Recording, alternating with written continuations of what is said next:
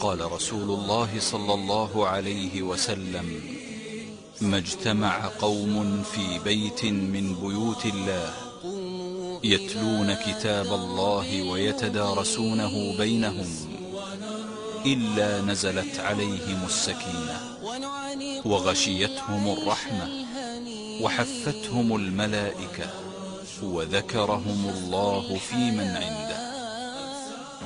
Yang kedua adalah mengetahui makiyah dan madaniyah.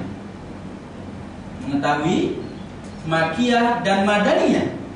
Begitu kita mau masuk untuk mempelajari sebuah surat, kita tahu bahasanya ini namanya sapi atau lembu betina.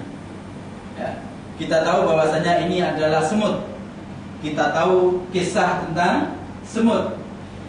Kita tahu ini namanya Yusuf. Kita tahu kisah tentang Nabi Yusuf. Lalu kemudian kita kena mengetahui apakah surat itu makiyah dan atau madaniyah. Apa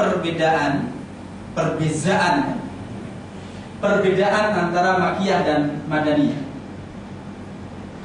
Makiyah tentu diturunkan di Makkah. Madaniyah tentulah diturunkan di Madinah. Tapi itu saja kita belum ada bayangan tentang isi daripada yang surat tersebut. Ya.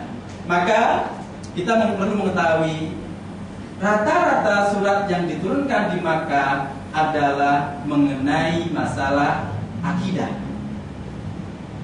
Dan kebanyakan surat yang diturunkan di Madinah kebanyakannya adalah mengenai hukum. Begitu kita mengetahui tasmiyatus surah, nama, sekilas kita sudah mengetahui macam mana isi surat.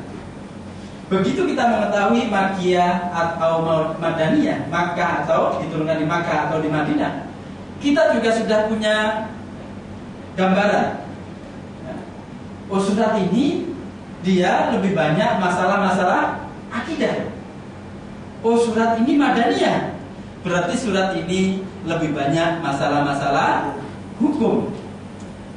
Sudah mulai tergambar. Oh, ini tentang sapi betina, ceritanya macam ini. Oh, ini tentang kisah Nabi Yusuf, ceritanya macam ini. Oh, ini madaniyah, pasti di dalamnya banyak hukum. Makiyah, pasti di dalam banyak masalah akidah. Yang berikutnya adalah memahami tema sentral dari sebuah surat. Setiap surat memiliki tema sentral. Tema sentral ini tidak boleh kita reka-reka.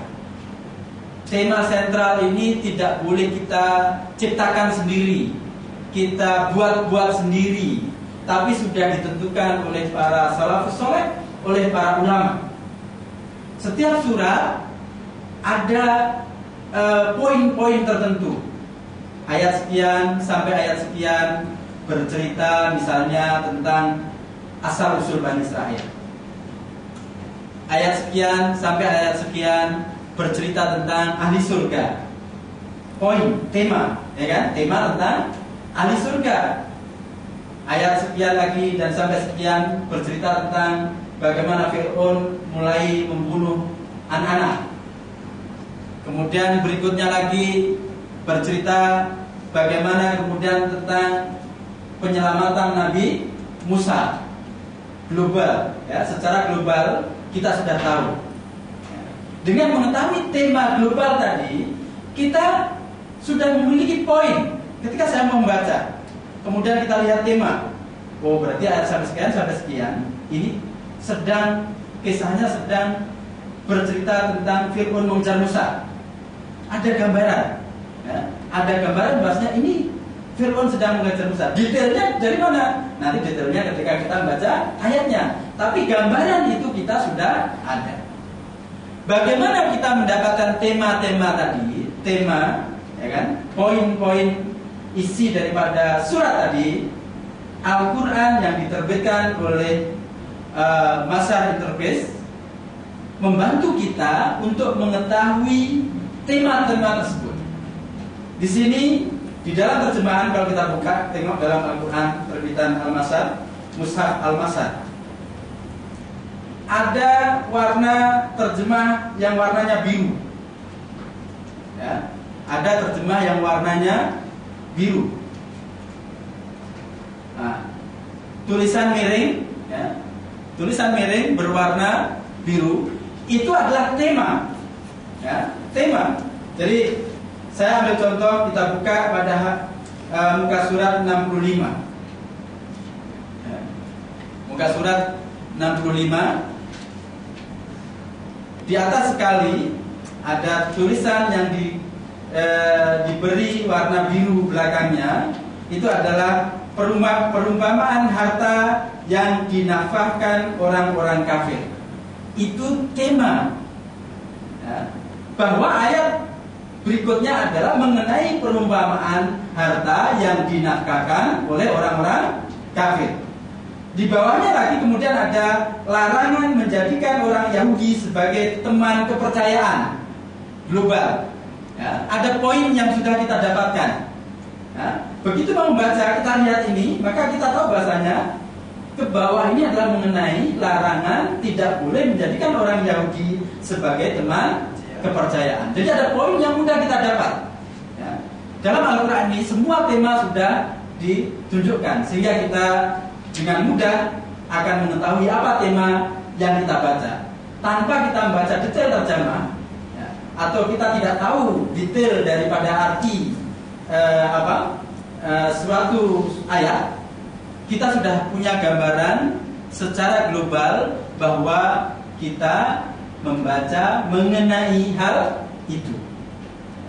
Poin semakin banyak, mulai dari bagaimana nama sebuah surat, kemudian bagaimana dengan Makkiyah dan Madaniyah, kemudian bagaimana tema sentral dalam sebuah surat, itu sudah merupakan poin yang luar biasa.